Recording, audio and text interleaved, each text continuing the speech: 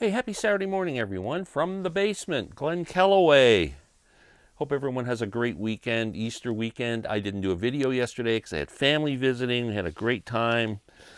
My beautiful granddaughter Juliet was with us. It was fantastic. They just left, and it's time to get back to work. Today, I want to talk about. I'm a ranker. I'm an obsessive ranker. I need to know which one's better. I need to rank things. That's what I do. I'm a ranker wanker. And I picked a bunch of albums that when I rank, I have the most difficult time putting one above the other. I'm going to show them to you right now. And you can tell me what you think. And I'm not going to offer an opinion because I'm stuck. First of all, Rolling Stones, Exile on Main Street. I've always said this is my favorite Rolling Stones album. But Beggar's Banquet is just like such a great frickin' record. Every time I say Exile's my favorite one, a little man on the side of my head goes, yeah, but what about Beggar's Banquet? And I go, yeah. I don't know.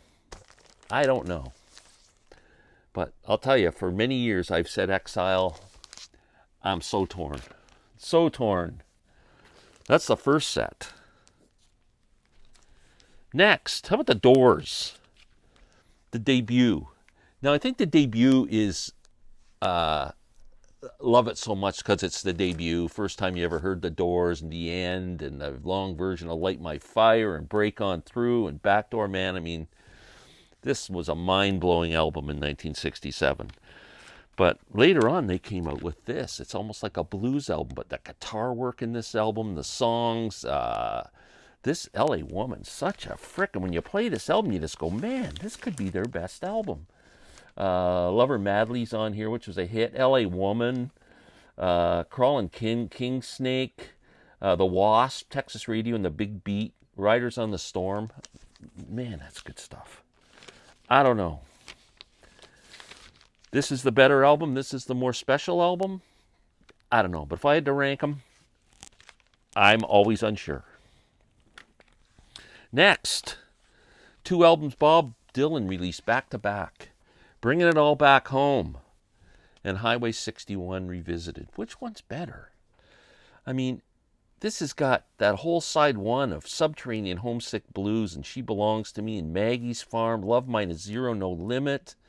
Side two is just like, be more perfect. Mr. Tambourine Man, Gates of Eden, It's All Right Ma, I'm Only Bleeding, and It's All Over Now, Baby Blue. I mean, just incredible. Then he follows it up with this, Highway 61, which has Like a Rolling Stone on it. It's got Takes a Lot to Laugh, Takes a Train to Cry. It's got Battle of a Thin Man. Highway 61 Revisited, just like Tom Thumb's Blues, and one of my all-time favorite Dylan songs, Desolation Row. Both these albums are incredible. Oh man, if you had to rank them, which one's higher? I don't know. Frank Zappa. This to me is the most accessible Frank Zappa album. It's the album that I really thought is his best record. Great guitar work on this. The songs are all fantastic. The instrumental Apostrophe with Jack Bruce is freaking awesome. It's just a great frickin' album. Even if you're not a fan of Frank Zappa's music, if you listen to this, you would like it. That's amazing, amazing record. But in 1969, and I wasn't really a fan of it at that time, Zappa lost me for a couple of years. Hot Rats. Man, this is incredible. It's so good. Peaches and Regalia. Willie the Pimp, with Frank's probably best guitar solo. Man, Little Umbrellas, the Gumbo Variations. Just a masterpiece of an album. How do you choose between the two? I can't. Yes, I always pick Close to the Edge as one of my top 5 albums of all time. Love this album. It's a friggin' masterpiece. But when I first decided to give Yes another try and get back into him, this is the album that I first listened to, and this is the album that hooked me. And when my ears exploded and went, what the hell have I been missing for all these years? I'm an idiot. This is an incredible record. Oh man, so is this a special one because it really brought Yes into focus for me, or this because it is just so good? I don't know, man. I'm torn. Oh man, Uriah Heep. I always say Salisbury's my favorite Uriah Heep album. Now, the reason I say that is because the song Salisbury is so good, be one of my top 10 songs of all time, just a masterpiece of a song. The rest of the album is good, not incredible. The song Salisbury just makes this album just so special for me. That's why I always pick it. But I'll tell you, the stronger album all the way through is Look at Yourself. This is a great frickin' album. The song Look at Yourself, July Morning. I mean, this is killer Heap. I don't know. I always say this one. Maybe I should say this one. Next, the Mighty Zeppelin. I've told this story 1,000 times, just like an old man telling his stories over and over again. Bought this album blind, just by the cover and the picture of the boys on the back. Brought it home. In the days. As soon as you hear that, it's like, what is this? This was incredible. This album means so much to me.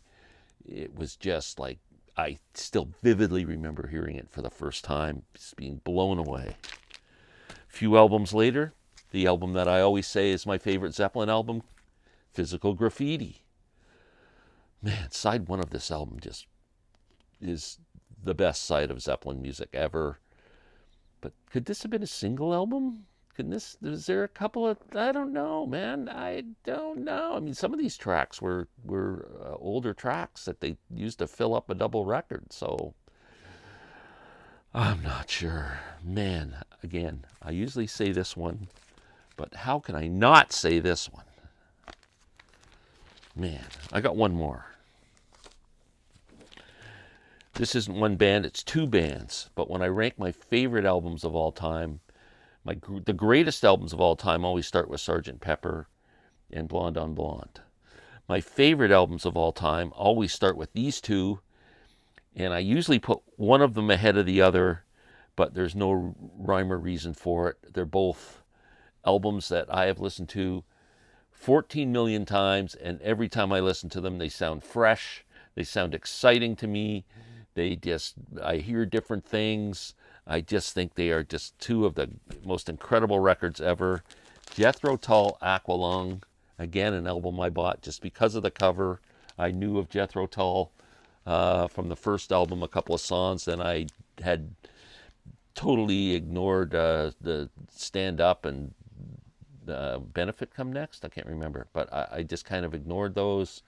And when this came out, saw that cover, bought it, bring it home, and just, that's it. I've loved it from the first moment I heard it.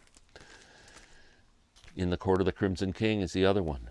Oh, I still vividly remember hearing this for the first time in my buddy's Mustang on his $1 million cassette system or whatever the heck it was, and just, wow. Maybe I've been under the influence of some tomato soup, but man, what a masterpiece. So when I rank them as my favorite albums, I usually go Tull, Crimson King, but it could be Crimson King, Tull. I never know what to do. I'm absolutely just never know. Give me your thoughts on that. Is there albums like that for you where you just go, man, these albums are so good, I can't pick one over the other? What if you imagine if you had to just throw one away and keep one? Which would you do? That'd be crazy.